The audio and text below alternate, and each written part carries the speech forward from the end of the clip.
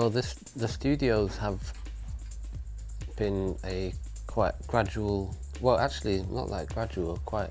quick progression into what feels to me now to like a fairly big studio with a lot of people working in it and a lot of production happening in a quite fast way. The office part of the studio and the making bit of the studio, where there's a lot of people busily making, and we really needed it at the moment actually, because the last studio, the one in Hackney Wick,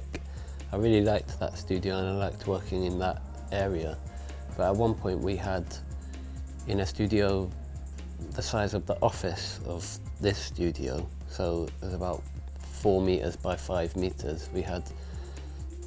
Will, the studio manager, sitting at a desk doing stuff on the computer,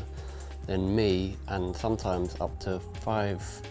assistants in the studio making paintings and sculptures all in that same space together, so you couldn't move for stepping over someone or something. We really, got as much out of that studio as we possibly could, but it was clear we were bursting at the seams, so we had to move into this one. In both instances, I've always had work that I make in the studio,